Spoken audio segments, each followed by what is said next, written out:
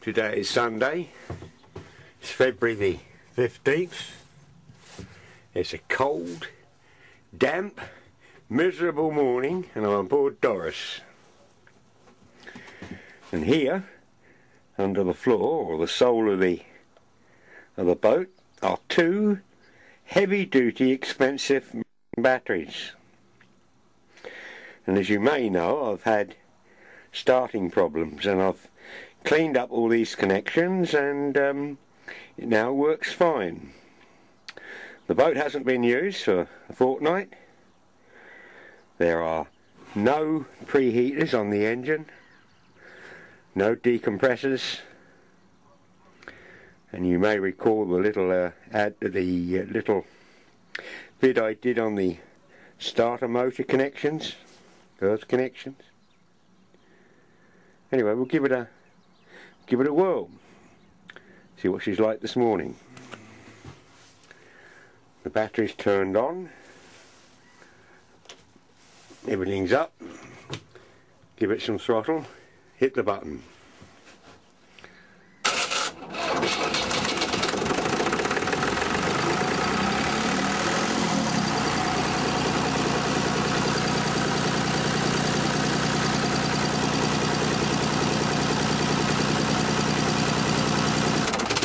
If it starts like that every time, I will be very happy.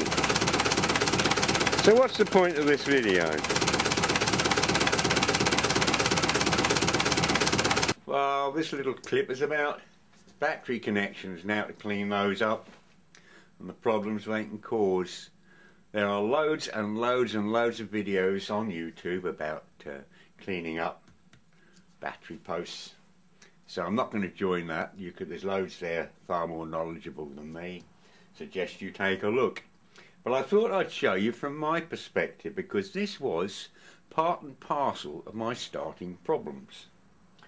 And because it's a marine environment, damp, cold, wet, this is made worse. And we get to a point where a balancing point, does the engine start or doesn't it start? So it compounds itself. And what happens, as I see it, if you look at these, are especially bad batteries. They've been just in the workshop under the bench here. But the alloy, the lead amalgam, whatever the posts are made of, oxidizes, and it's mainly the positive one. And if they're really bad, such as this, they take on a black, hard, glass-like glaze. It's only a few thou thick, but it's an excellent insulator, and it means you don't get a good connection to the connector. If that was on there, yes, I know it's the wrong one. It's one I've just had to hand. But the interface between the cable connector and the battery post itself is where it touches, of course.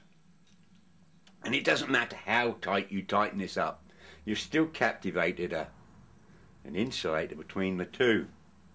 So clamping it up doesn't break it down, so you've got to clean these. Well, as I say, there's many on there, on YouTube. Some you see all furred up with, acid oxide salts. Some pour boiling water up to dissolve the salts. Some wire brush, use emery cloth to clean them up. Some use baking soda in warm water. This is an alkaline which neutralises the acid which is built up around the post. So where's the acid come from? Well, it's come out of the battery. Can't have come from anywhere else. It's either come from spills or it's come from heavy gassing, and it's all part and parcel of the problem. So because we got this not perfect connections, we don't get the best possible cranking power. And if we don't get the best possible cranking power, we don't get the most efficient charging either. Often this is a problem with the gassing business. Anyway, this little video, just to sort of, not prove my point, but just running it through my own head, if you like, is I've got a small meter here, and if I put it on ohms and I zoom into the meter, and there's me probes. If I put them together, I'm on continuity, and it's swung right over, and as you can see, there's, because they're joined together, there's no resistance between those or in the lead. If I go back and I go across this oxide, if you can see the meter, you'll see that it hasn't gone right over. Well, to prove the point, I'll take a clamp look so you can see I'm not cheating. And we'll put that either side and put the clamp on there. That's got it. And now I'll zoom down to my meter. And as you can see, we've got resistance. And that resistance is caused by just this film on this post, this sort of oxide, this high glaze. It's a damn good insulator, I can tell you. But it's only a few thou thick. There are some that clean them up and put petroleum jelly and this sort of thing. Well, I can tell you, petroleum jelly is not a conductor. I personally wouldn't put it on the posts. It's a horrible messy stuff. If you're going to use it, and there's some that put baking powder with it, then just a smear around the bottom. And when you've cleaned it up and tightened up, then perhaps a smear around the top to stop air, or more precise oxygen, going between the interface. This may not seem like much. The actual reading down here is less than an ohm. But we're only dealing with 12 volts to start with. If we've got an ohm here, then we've got perhaps half an ohm here, and then we've got perhaps another half ohm with or an ohm perhaps losses within the cables, and then we've perhaps got another one with poor earth, or perhaps the starter motor's not earthing out too well. This all adds up. So the point I'm trying to make, I wonder how many of these batteries prematurely end up down the scrapyard. I wonder how many people buy them when they actually don't need to. Something I'm not too happy about is maintenance-free batteries. Well, I can't think of anything that's maintenance-free.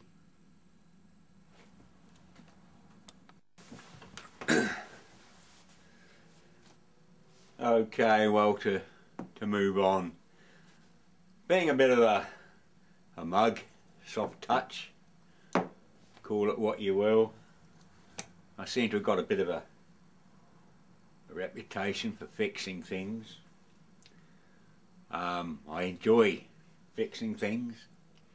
I was brought up with make do men, waste not, want not era, you know, which is not quite so common nowadays.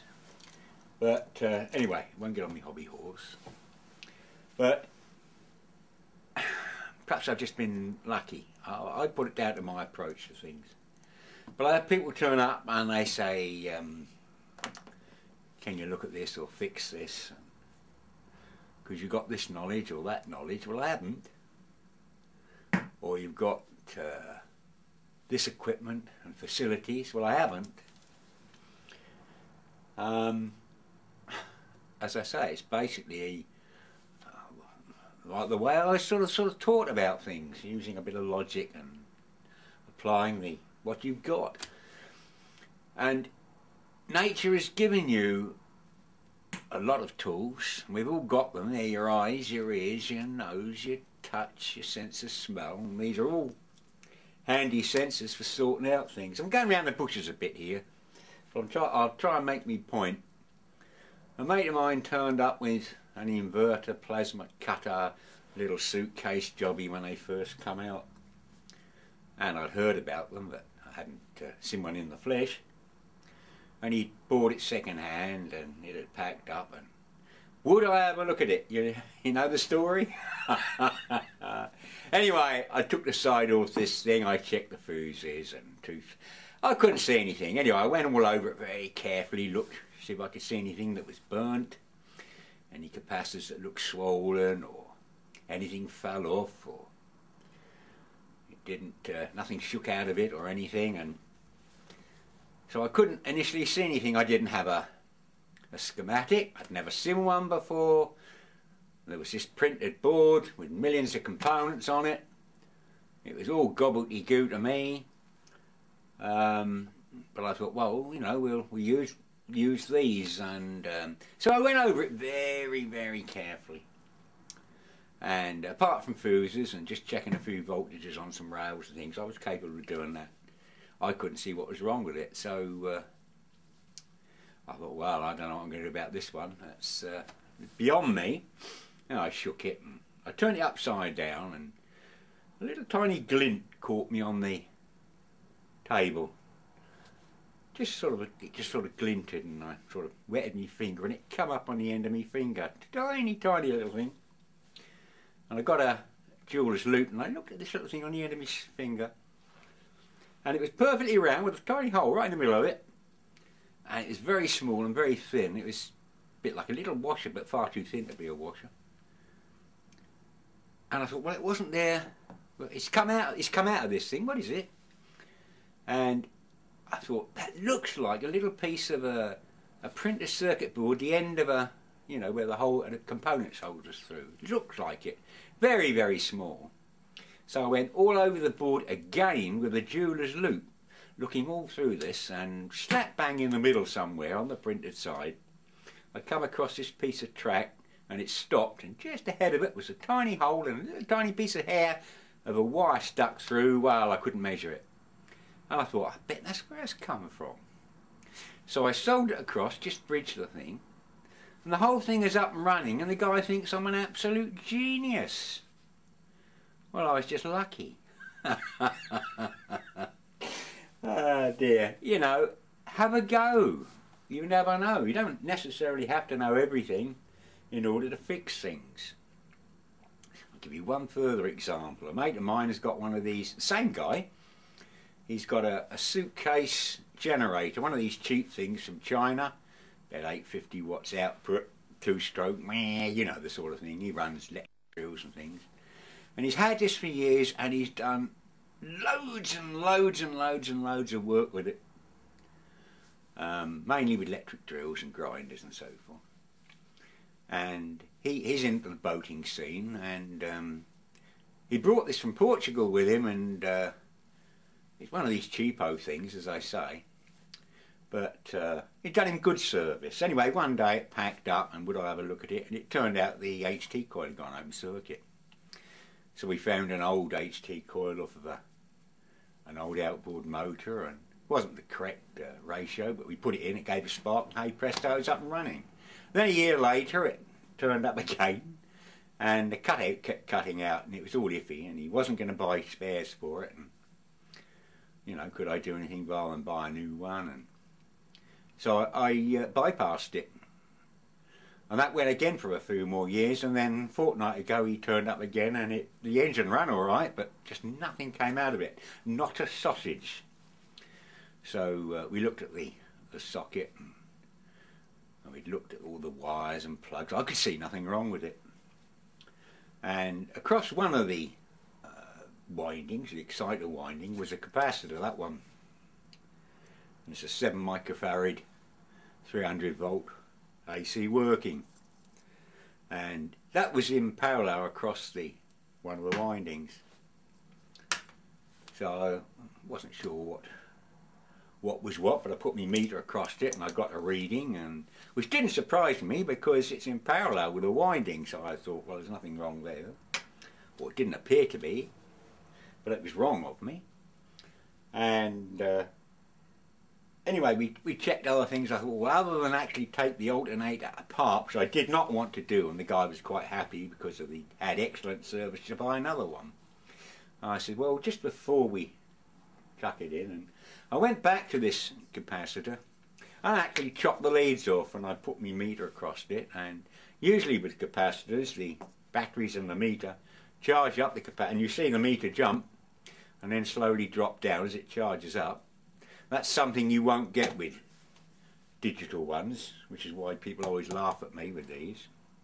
But anyway, it didn't. I just got a reading. So I thought, oh, perhaps it's got a short in it. And well, it didn't read right. And looking at it and doing the observation bit again, I noticed there was a tiny little hole there. Can you see it? Yes, you can. Well, that shouldn't be there. A little hole in this filling material. And where this sat, right opposite, there was a little brown mark on the generator, and I went like that to the brown mark, and my mate says, "Oh, I've cleaned that up." He says, "There's sort of gunge there." I said, "Well, you shouldn't have done that." And he says, "Why not?" I says, "Well, I would have spotted this fault in 2 minutes flat instead of spending 3/4 of an hour trying to suss that out."